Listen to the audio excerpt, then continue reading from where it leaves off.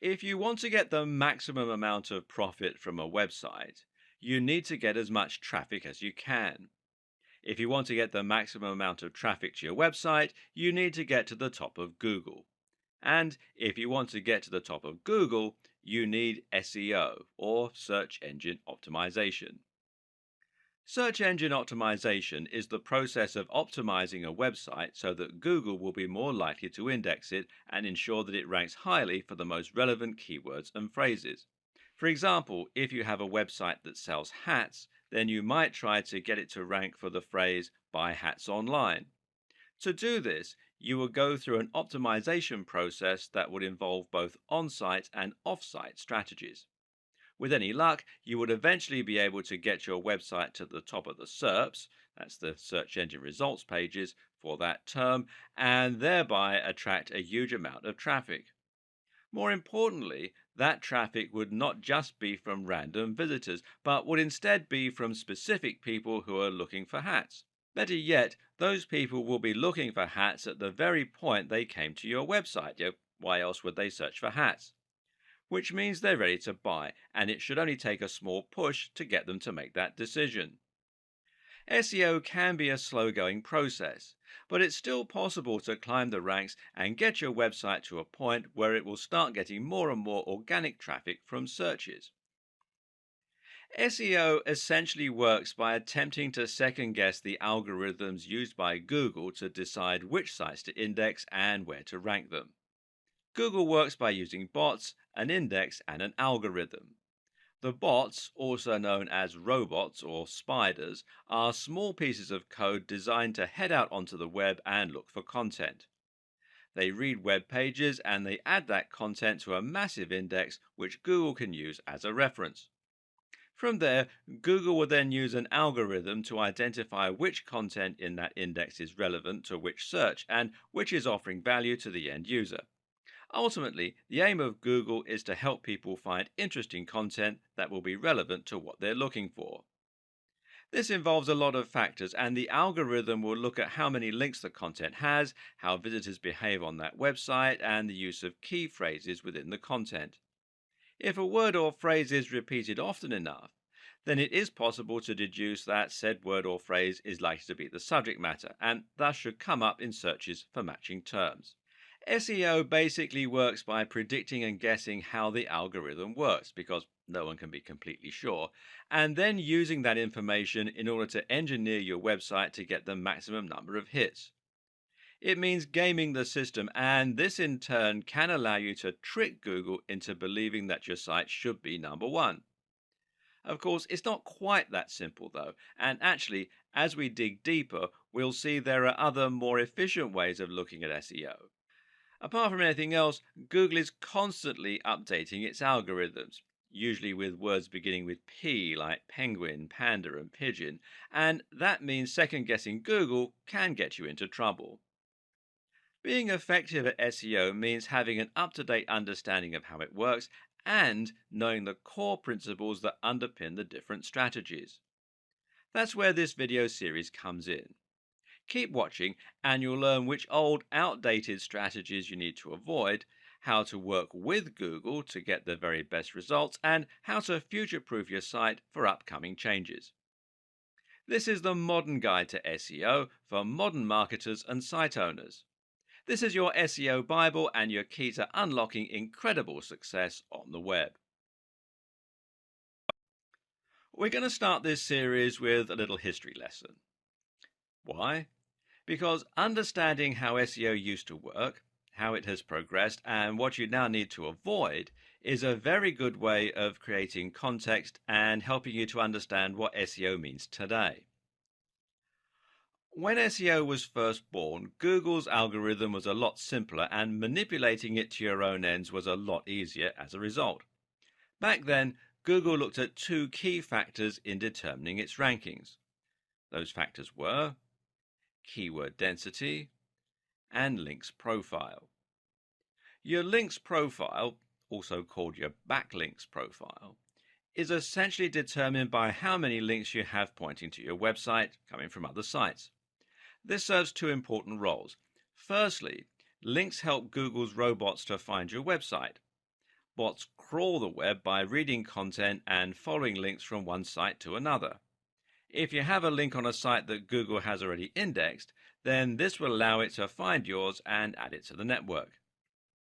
At the same time, Google views links as testimony, assuming that a website would only link to another website if it thought said website was good and had something valuable to offer its users.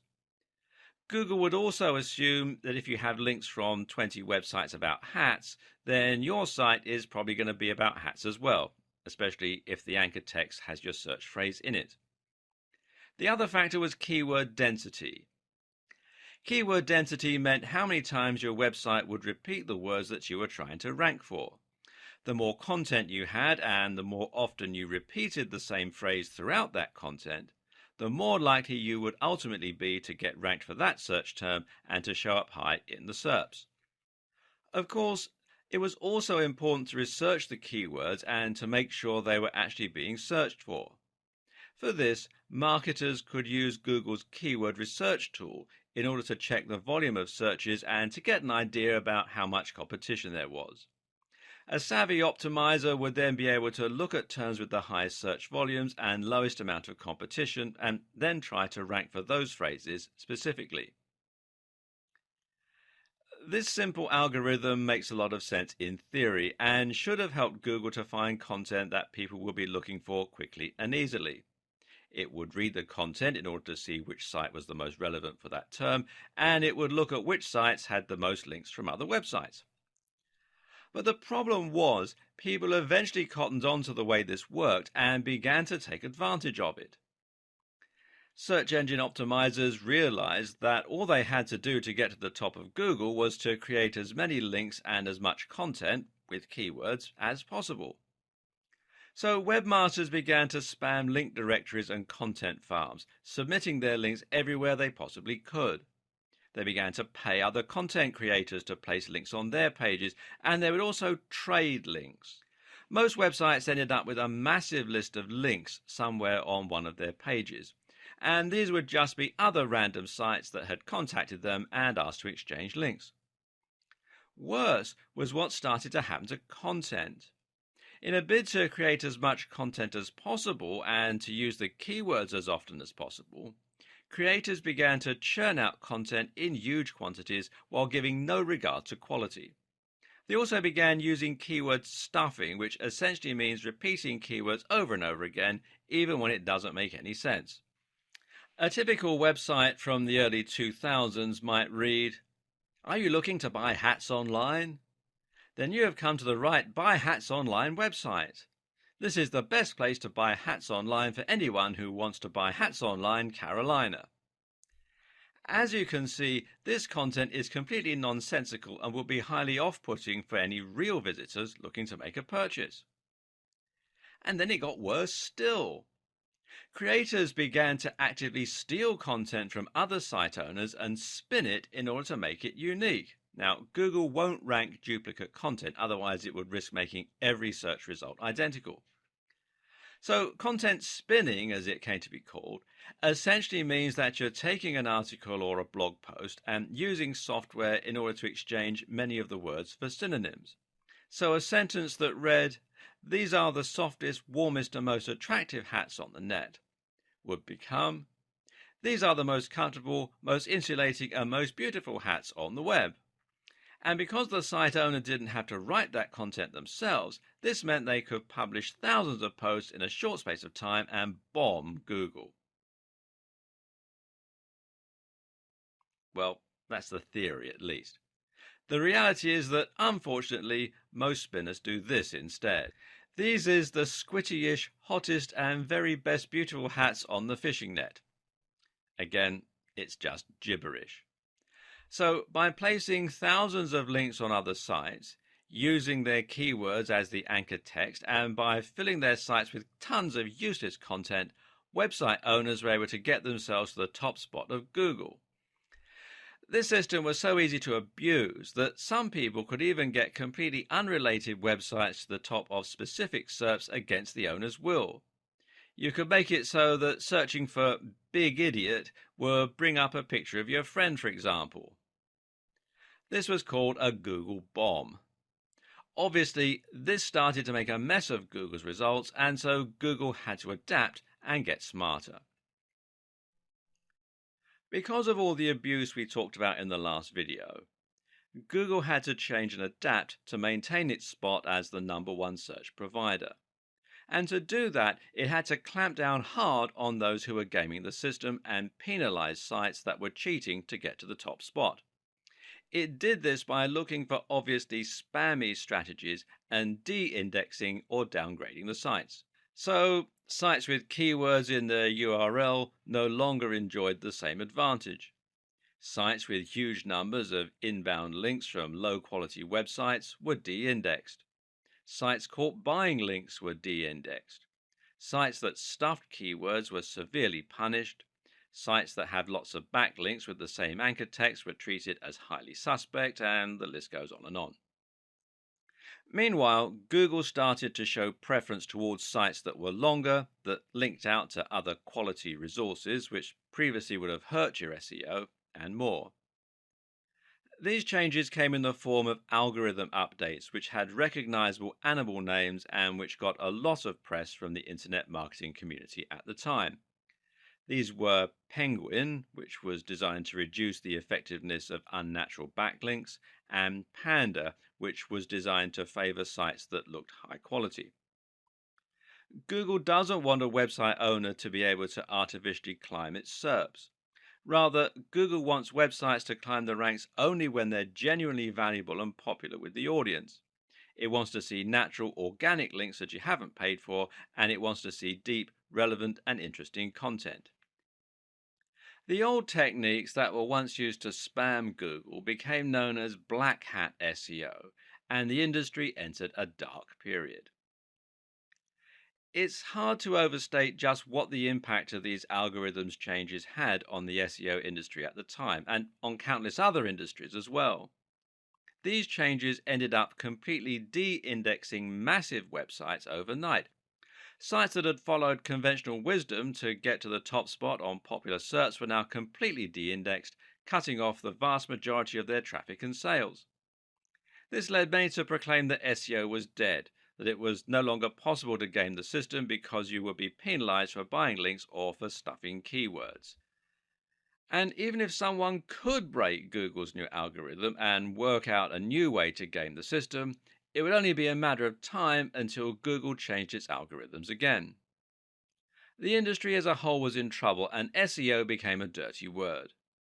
Many people felt that SEO and black hat SEO were synonymous, and more people began to turn to social media for marketing, with the likes of Facebook and Twitter massively on the rise. But was SEO really dead? Not at all. It was just going through a metamorphosis. SEO is not the techniques we use to get our sites to the top of Google.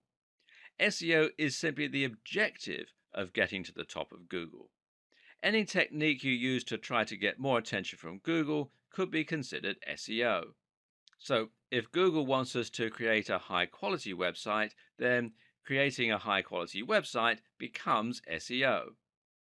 The hard part is just unraveling what Google's idea of a high quality website should look like.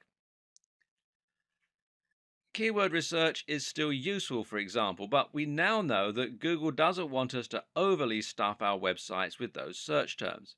Instead, the recommendation hovers at around 1 to 2% keyword density. So, if you write a long article and include the search term a few times, that should be enough, as long as it's also in your code a little or in your file name.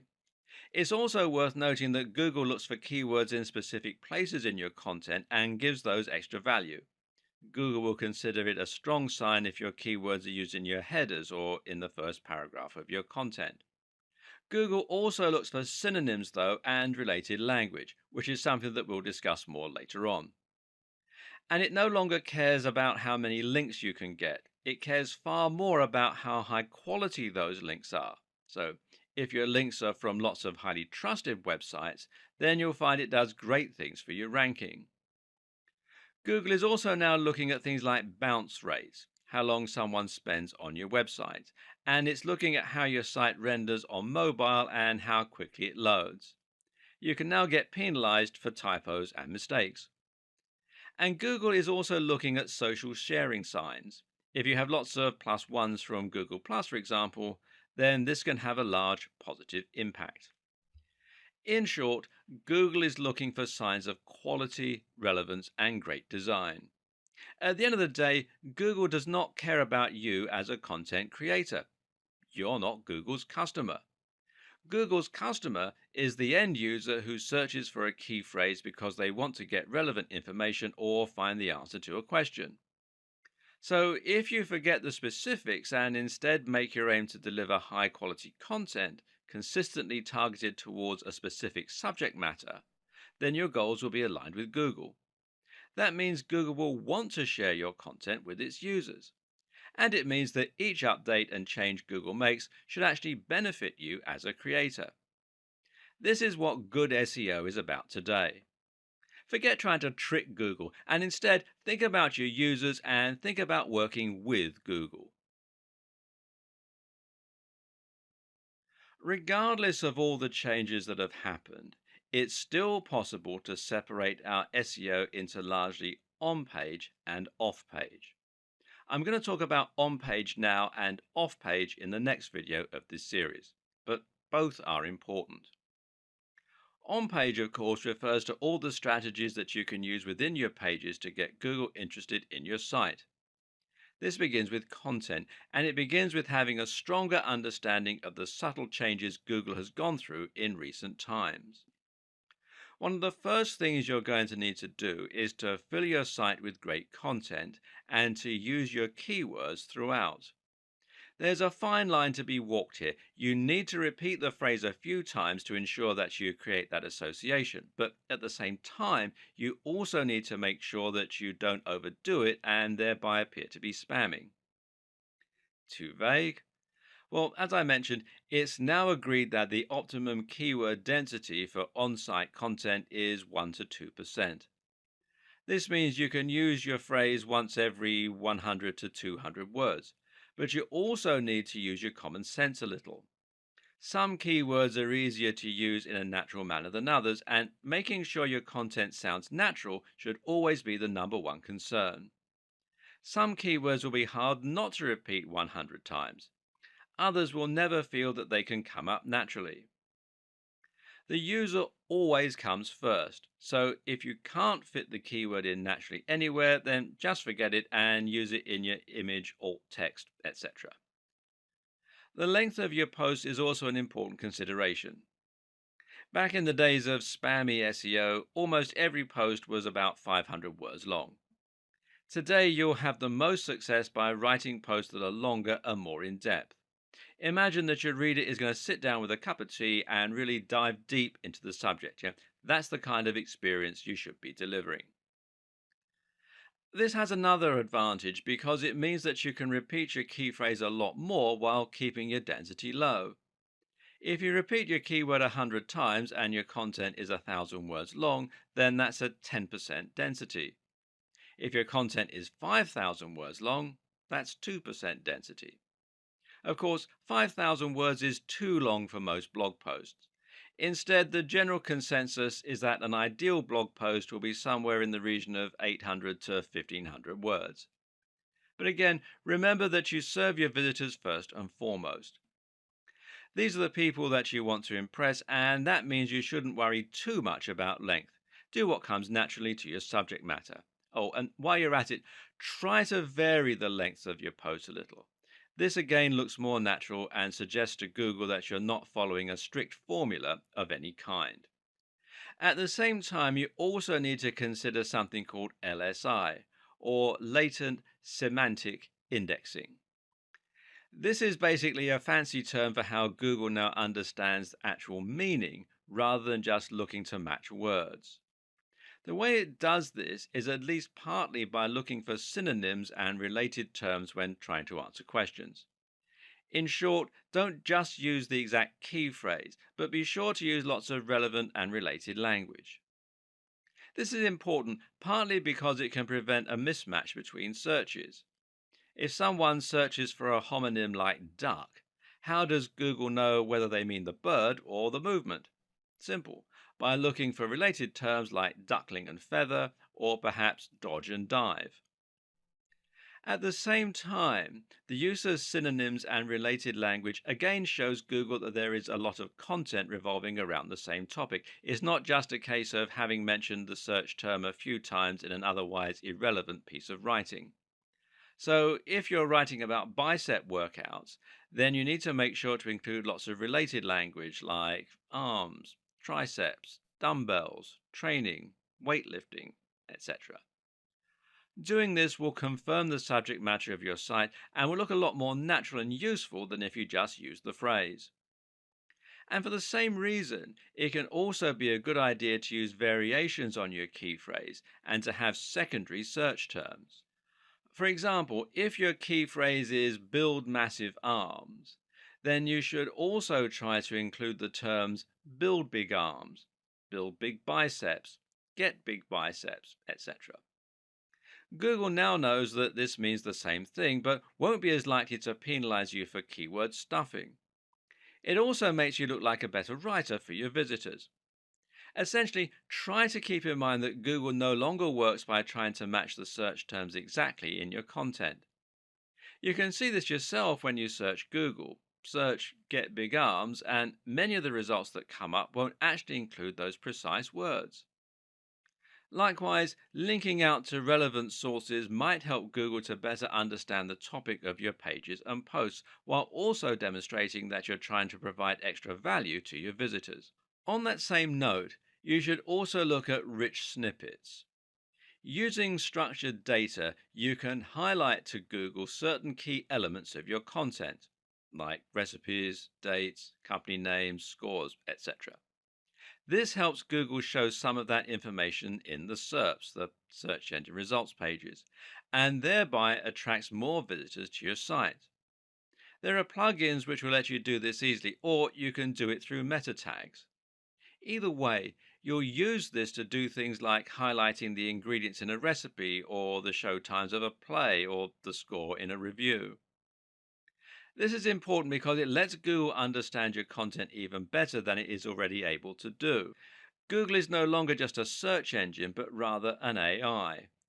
This is the direction that Google is heading, and being able to understand and utilize this might just be the key to SEO success in the future. Right now, using structured data and rich snippets will allow information from your site to appear right in the SERPs.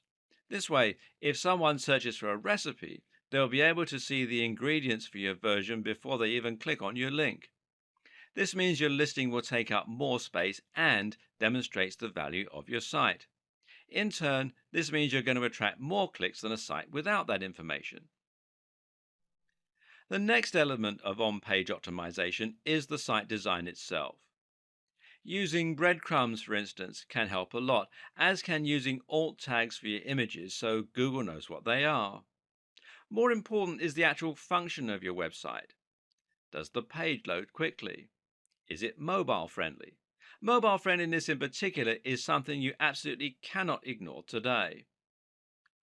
In terms of the actual design and function of your website, the main goals are to ensure that your site will load quickly and that it will look great on mobile. Again, this helps to keep people on your site longer because it will be enjoyable for them to be there. Avoid using too many plugins which will slow you down, and try not to inundate your visitors with adverts and popovers. Did you know that using light colors like light blues can actually help to keep people on the page longer by making them feel more relaxed? Consider this when picking your theme.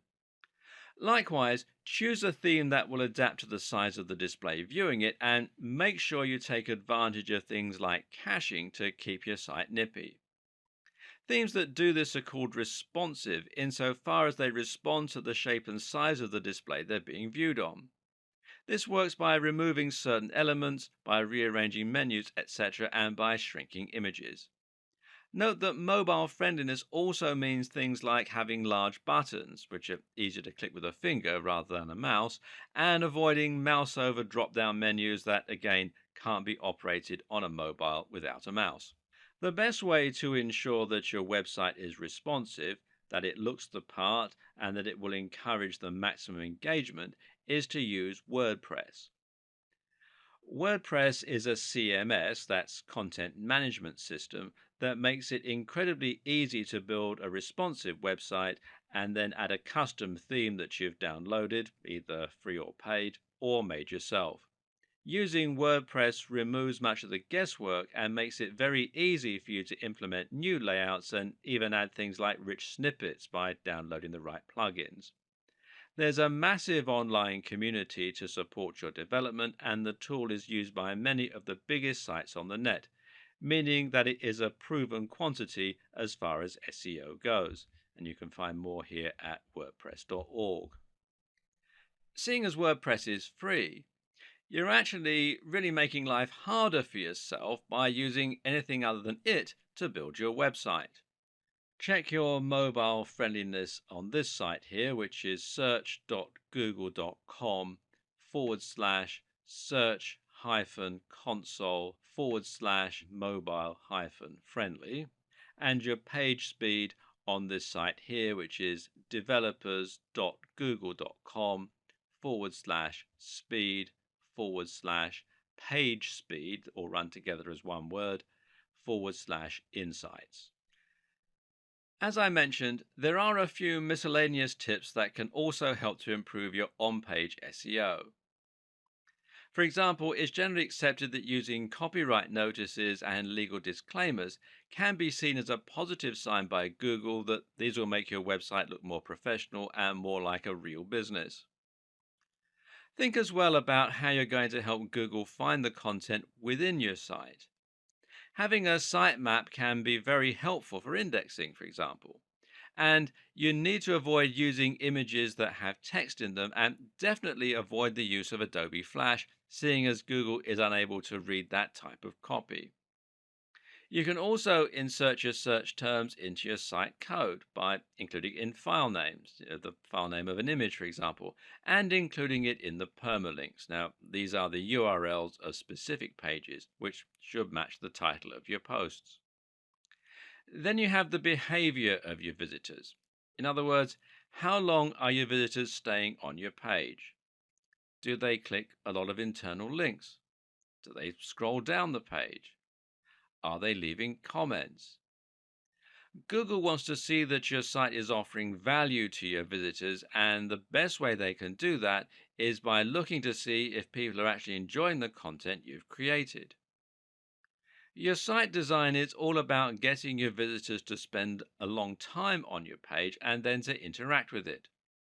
You can do this by using related posts and by making your comment section appear more interesting and easier to use. But you should also do it by simply ensuring that your site looks great, performs well, and is filled with interesting and relevant content. Try to avoid adverts or bad design elements that are going to instantly put people off and cause them to leave your website. Remember, Google wants to see that people are spending time on your website, and the best way you can ensure this happens is by making content that people want to read. Moreover, you need to ensure that content is presented in a way that encourages people to stick around. Forget dense blocks of text with no images. Instead, create content with lots of headers that's well spaced out and that uses large, beautiful pictures throughout. In terms of the actual writing, try to use a narrative structure where possible to really pull people in. Tell a story. Use cliffhangers and make it impossible for your visitors not to move down to the next line. Ultimately, it comes down to making sure you're providing the very best experience for your visitors, but doing so in such a way that Google can see and understand that that is the case. In the last video, we talked about the basic strategy you'll use for your on-page SEO. But what about link building? How has that changed in recent years? Once again, the key is to focus more on quality rather than quantity. If you once had 1,000 different links all coming from low quality websites, this could now actually stand to hurt your SEO, as it will look like link spam. If you've been guilty of using these old practices in the past, you might want to consider Google's link disavow tool, which you can find here at google.com/webmasters/tools/disavow links main $PLI equals 1. And there is a posting on Google's blog which explains how the tool works and everything. And you can read more about that at support.google.com/webmasters/answer/2648487 HL equals EN. And what these tools do is it allows you to tell Google that you didn't ask for the low quality links and thereby prevent them from affecting your ranking. The fact that tools like this exist show that Google does still support good SEO, by the way. Once you've removed all your low quality links, you need to start looking for high quality links. Which ones are those? Simple. They're the ones that follow all of the advice that we gave in the last video on on-page SEO. These should be sites that are relevant to your niche stroke industry, but also ones filled with the very best quality content and which seem to have an entirely engaged user base. In other words, look for the very best sites in your niche. Make your site as good as theirs and then approach them for a link. The sites that Google will rank highest for a particular search term are the ones that appear the most relevant and that have the best content and the best design. At the same time, though, they will also be the ones that have the most trust. This means Google considers them an authoritative resource and expects the information on their site to be accurate and well written. This is something that sites like Moz have tried to quantify with terms like trust flow. However, there's no defined method of determining a site's trust, and instead we have to infer the best strategies for building trust, as usual. What we do know is there are some sites that Google trusts absolutely implicitly. These are sites like harvard.edu, BBC News, etc. And how does it know it can trust them? Well, the current understanding is that Google will trust sites which either have a very well organized brand name, like the BBC or The Verge, or sites that have .edu or .gov domains. So, how can the rest of us thrive? Well, simple. We try to get links that come from those highly trusted resources. If you were able to get a link from BBC News, for example, this would absolutely transform your success. You would find you got hundreds of thousands of visits to your site simply from people clicking on your link, and this would result in hundreds or even thousands of dollars in AdSense and sales overnight. Meanwhile, if the content that was linked to was good, thousands of these people would post your link and share it. And more importantly, Google would sit up and take notice that the BBC had linked to your site. A highly trusted authority is linking to your site, suggesting that your site is also a highly trusted authority. This will be worth more to you than a million links you bought, traded, or posted on link directories. If you can't get a link from the BBC, then where can you get a link from that will have a similar result? Unfortunately for many of us, it's nearly impossible to get a response from a massive site like the BBC, unless perhaps we have a newsworthy story and a useful contact. And so we're going to have to look elsewhere. A good place to start is with the Google News section of the SERPs. If you search for something like election results during an election, then you'll find that a few results are highlighted at the top of the page with an image and a snippet of text, as you can see here. Now, if you click here on the News tab, you can find more news and stories. Now, these news stories aren't manually curated, but are rather selected from sites that Google trusts. If a site is in Google News, then it's a pretty sure sign that that site has made it, especially in a competitive niche.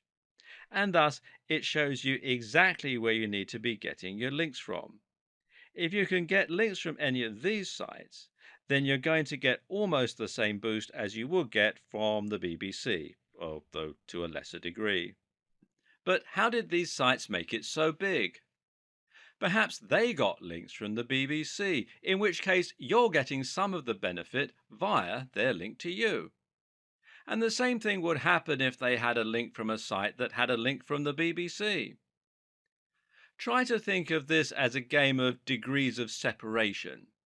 You might struggle to get in touch with the very biggest authorities on the web, but if you can indirectly trace a link back to a big site, then you'll enjoy more love from Google the closer that relationship is. Chances are that you already know what the biggest sites in your niche are. These are the sites that are household names and that everyone goes to when they want information on your subject. Chances are they're also the same sites that end up in Google News. And because they're so big, they've probably got links coming in from other big sites. So, how do you get these big sites to answer you so that you can get some benefit from their links? And seeing as you're no longer allowed to buy links or do link swaps, how do you get them to link to you? Well, generally, the answer that most SEO experts recommend is using guest posts. A guest post is like a link swap, except that instead of swapping a link for a link, you're swapping free content for a link.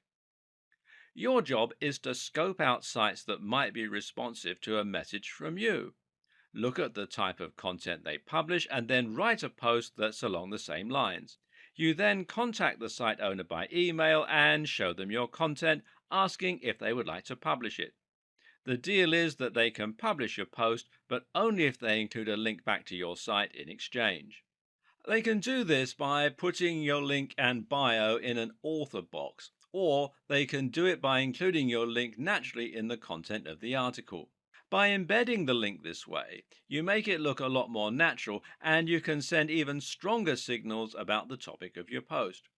And remember that it's also highly important for the topics of sites linking to you to match the topic of your site. And this way, you're not only posting on a site you chose in your niche, but you're also filling it with a directly relevant post. This is a fantastic way to build links, but there are a few caveats. The first is that you still need to be careful. Matt Cutts, who used to work on Google Search, has made it clear that the overuse of guest posting can still lead to penalization. This is still a form of link manipulation. Likewise, you need to be careful about constantly using the same anchor text and generally being predictable. Mix it up. Finally, consider that it will still be hard to get an answer from top influencers in your niche. The solutions include making sure that your content and the site you're linking to are great quality so that the creator will be happy to be associated with them, delivering real value in the guest post, spending some time developing a relationship first, perhaps by sending some emails and maybe by leaving some comments on their blog, starting relatively small and working your way up. Look for blogs that are just ahead of yours. Each time you succeed, your site will get bigger and you'll be able to approach a slightly bigger influencer next time. Use your existing contacts. Maybe you have a friend who owns a blog. Network in person. And for making a big impact, nothing beats the power of actually meeting a blogger or a site owner in person and making a connection that way. Go to SEO networking events and generally don't be afraid to pick up the phone. A key lesson to apply to pretty much every aspect of SEO is not to get carried away when you find ideas that work. For example, just because quality is key, that doesn't mean that you need to disavow every low quality link and only ever build links from the top sites. Why? Well, you guessed it. It looks unnatural again and actually looks like manipulation. Take a look at sites like the BBC and you'll see that they have a huge and highly diverse link profile. They'll have links from massive sites but also tiny spam sites. When a site is truly successful, it'll lose control over all of its links, and this can be useful to make your links profile as diverse as possible. And one of the very best ways to do this is with link bait. Link bait is an article you've written specifically to try and get as many links to it as possible. How? One answer is to make your article a powerful resource, meaning that it will become a place for people to learn a particular subject matter. An example of this is the excellent guide to testosterone published on the art of manliness. This post goes much more in depth than many similar blogs on the same subject, and as a result, countless other articles have linked to it as a resource. Another option is to create a post that will somehow support a discussion. A good example of this is the post How to Win an Argument with a Nutritionist, which includes links to studies that disprove outdated notions about nutrition. The article is perfect link bait because people will regularly use it in online arguments to prove their point. Finally, one more very useful strategy for your backlink strategy is to perform backlink research for other sites. Look at your competition and look at which sites have got the most traffic in your niche. Then, once you've found which ones those are, try to get links from the same site. Not only does this method ensure that you're going after the right links that have a proven track record, but it also helps you to find links that are likely to allow guest posts. Good SEO means forgetting SEO and concentrating on your user. It also means forgetting SEO insofar as you're going to be trying to merge your different marketing strategies to create one bigger approach. It means trying to write amazing posts and share them on SEO so that you get more links, and it means writing great content that keeps people on your page longer. Stop thinking in terms of SEO and social media marketing, and instead think about your SEO in terms of content marketing. Regardless of your strategy, there is no doubt that content is absolutely the most important asset when it comes to attracting traffic and impressing Google. But just what is content marketing? Content marketing is about creating content that will help Google to find your site and posts and to ensure you rank highly in the search engine results pages. While this is a powerful and useful effect, though, it's actually only one part of what content marketing is all about. At the same time, content marketing is about building a relationship on your site and ensuring that people begin to trust what you have to say. It means demonstrating your knowledge and point of view to the point where people seek you out as an authority. Once you get to that point, you'll be considered an expert in your field and you'll be able to greatly influence your audience, possibly influencing their buying behavior. So, how do you get to this point?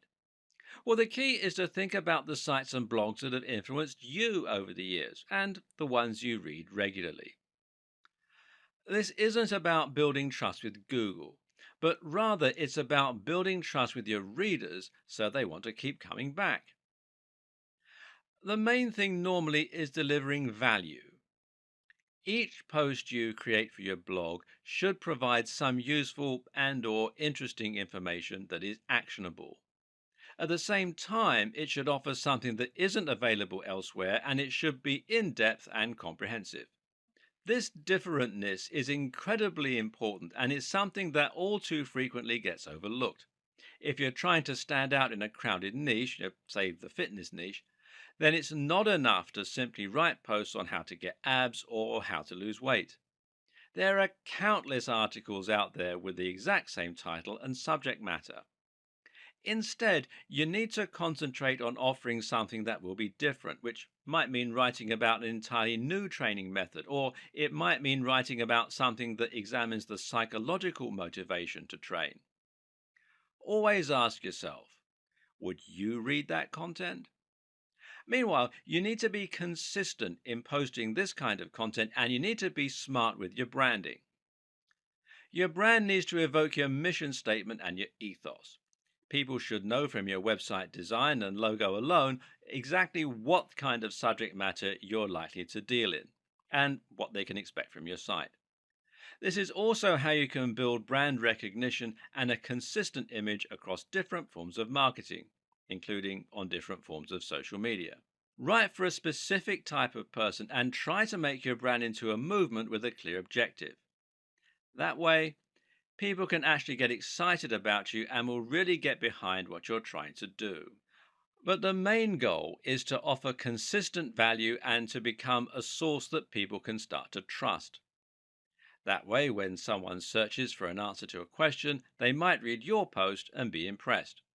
If you then come up in the search results again, they might recognize you and be more likely to click your listing over the rest. Then they might decide to look around the rest of your content after they've been impressed a few times. Eventually, you'll become their go to source for answers in your niche. Well done. You just won at content marketing. The key is to consistently deliver value so that people come to your site for answers. And this is also, ironically, what will get other good sites to link to your site. This is the perfect example of emergent SEO. In this case, you're working with Google by writing amazing quality content, and Google is rewarding you. This is how you truly grow in an organic way. And content marketing like this also makes a lot of sense from a business perspective. That's because people will be much more likely to buy from you if they recognize, know, and trust your brand. If all of this is sounding a little complex, you might be considering skipping the hard part by outsourcing your SEO. But can you trust an SEO company to do the best possible job for your site and for your brand?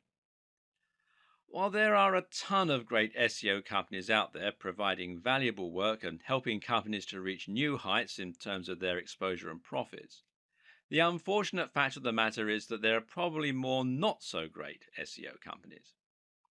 These are the companies that didn't get the memo when Google changed. They're the companies that still insist on keyword stuffing and link spam.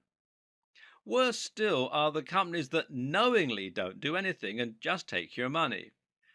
And the problem is that it isn't easy to tell the two apart.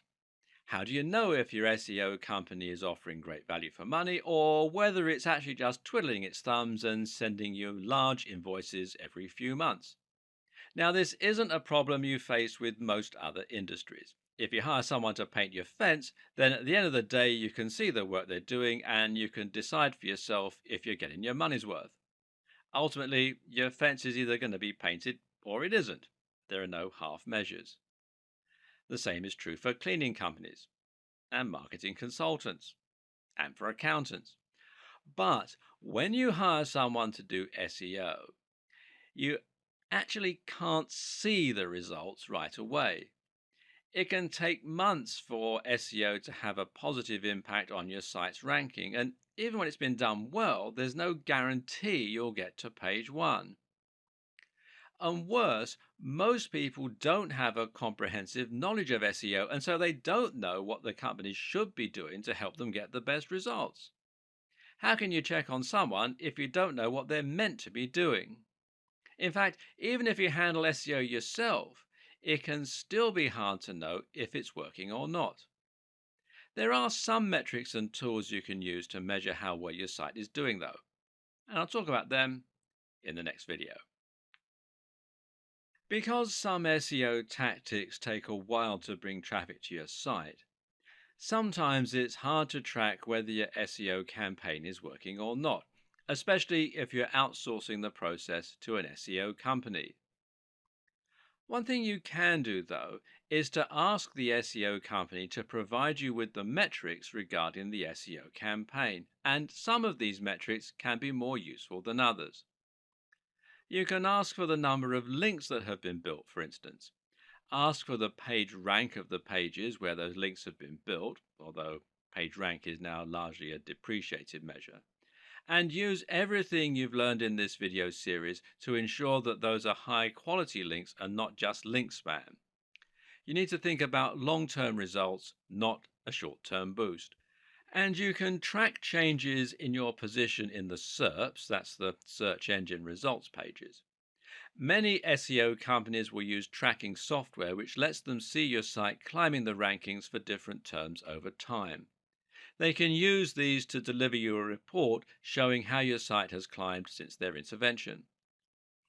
If you're handling your own SEO, you might still choose to use a tracking tool in order to keep an eye on your success over time and ensure that your efforts are getting results. But what does any of this tell you? Because here's something else to consider. Getting to the top of Google is not the end goal. Even if you get to the top of Google, there's no guarantee this will bring more profits for your business because you need to ensure that the people finding your content are targeted and that those people are converting. Or to put it another way, all that really matters is the bottom line. If you're a business and you're paying for SEO, you'll need to know that you're getting more sales because of that SEO and you're earning more money. This way, the SEO is offering ROI, which means it's been money well spent. Savvy companies track the ROI of their SEO spend by using a tool called Google Analytics. This is the most well known analytics tool for webmasters and marketers, and one particularly useful feature it has is the ability to set a goal and then track the traffic that makes it to that goal. If you're trying to sell a product, your goal might be the thank you page people get directed to after a purchase. This allows you to see not only that you're getting more traffic, but also that you're getting more targeted traffic that's actually converting. Better yet, Google Analytics will be able to tell you where those converting visitors come from. And specifically, you'll be able to see if someone who used your search term eventually ended up buying your product. These are people who have bought products from you because of your SEO efforts. If you hire an SEO company to help you rank for a certain search term, you're probably missing the point. A better way to approach this is to hire an SEO company to help you increase your profits or your brand awareness. Thus, the very best SEO companies are those which use a combination of different marketing tools, combining everything from SEO to social media to brand management. Part of this is choosing the right search terms. So, if you let your SEO company choose your search term and they don't increase your profits, they might be good at ranking, but it's not a good strategy. It's important to know whether ranking for the particular phrase you're interested in is actually going to translate into tangible results. The same is true if you're doing SEO on your own. And one way you can check how successful your SEO is likely to be before you spend lots of time and or money on it is to use PPC. PPC is of course pay-per-click. This is a type of advertising that involves paying each time someone clicks on an advert and visits your site. The two most popular PPC choices right now are Google AdWords and Facebook ads. It's equally important that you use analytics in your own SEO campaigns for the very same reasons. Good SEO is about constant iteration and seeing which actions are having the best impact on your tracking. Struggling to rank for a certain term? Then you can consider aiming for another one.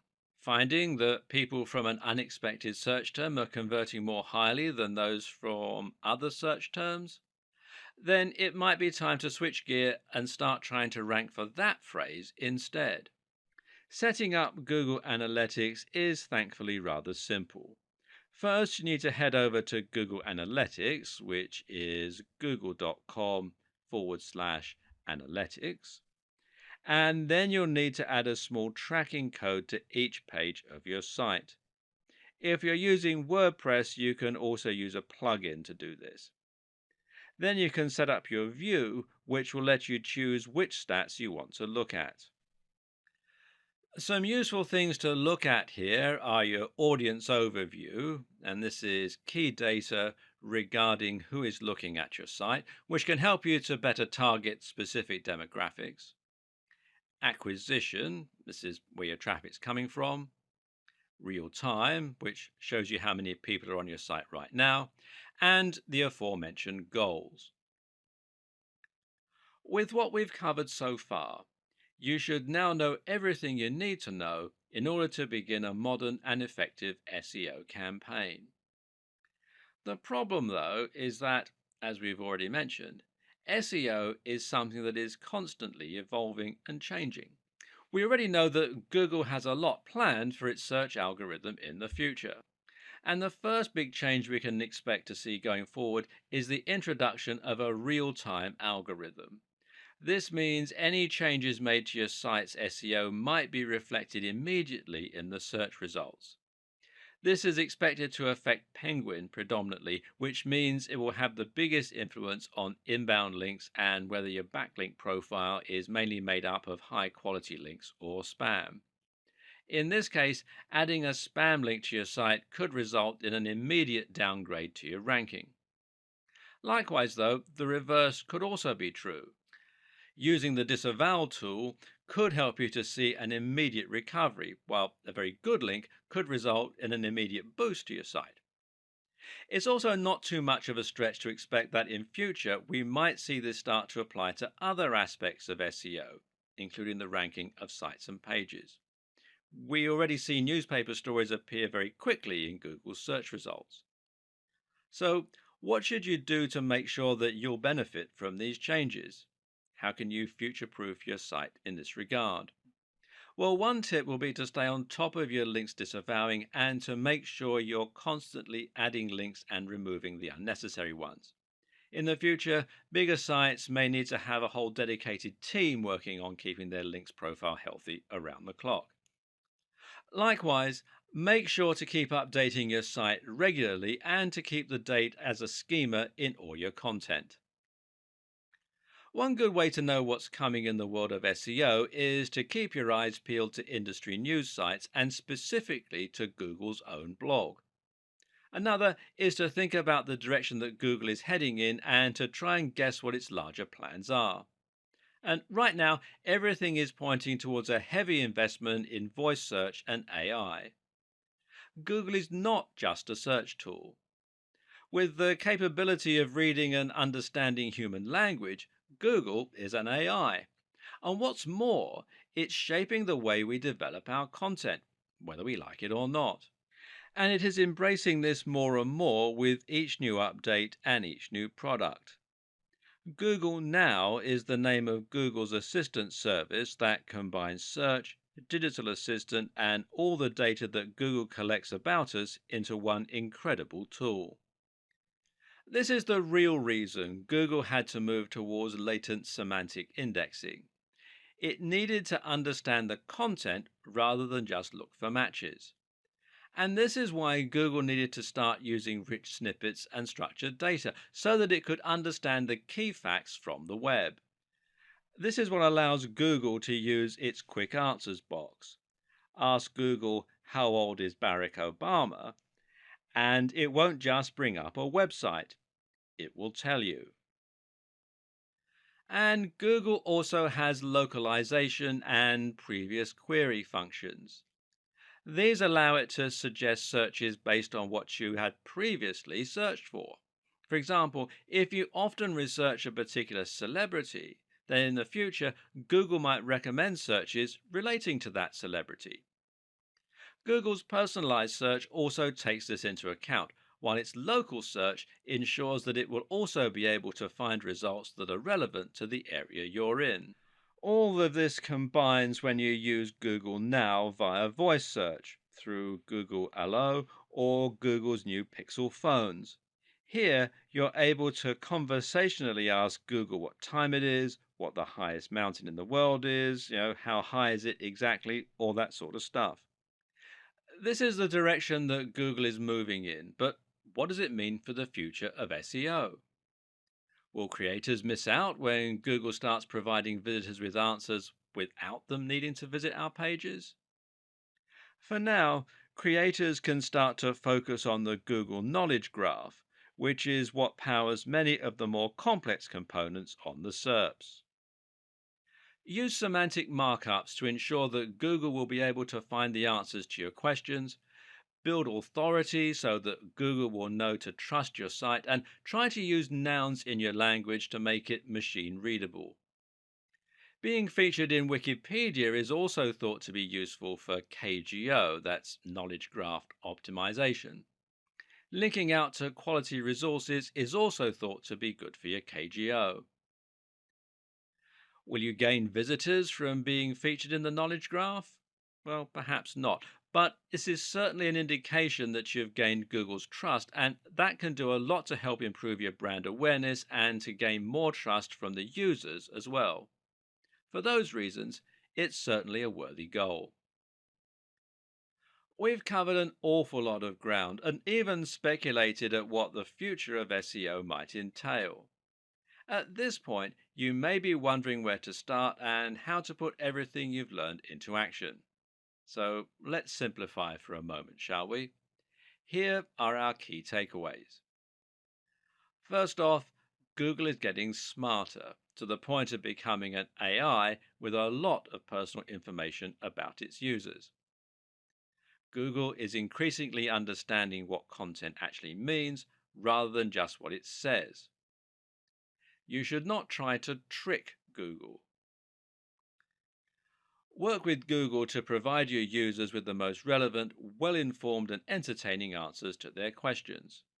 Prove that you are trustworthy by connecting as closely as possible to high authority sites.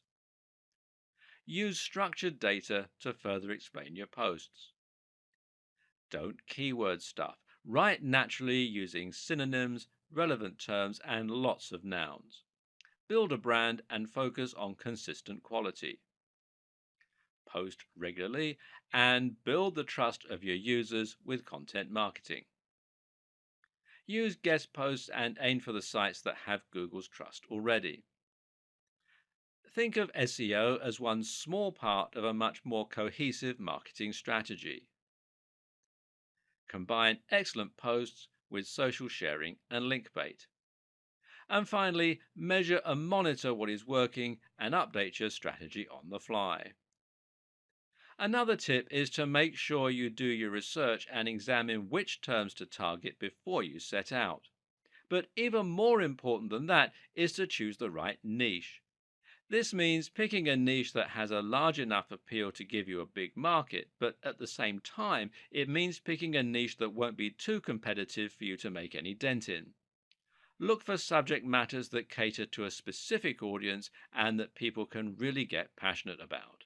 And make sure that you are passionate about it too, because when you really love what you're writing about, all the high quality content, all the great connections, and all the consistency really come to the fore. Stop looking for quick wins and focus on building a trustworthy brand filled with incredible information. If you do that and you do just the smallest bit of marketing to give yourself a push, then Google's algorithm should do the rest and reward your enthusiasm.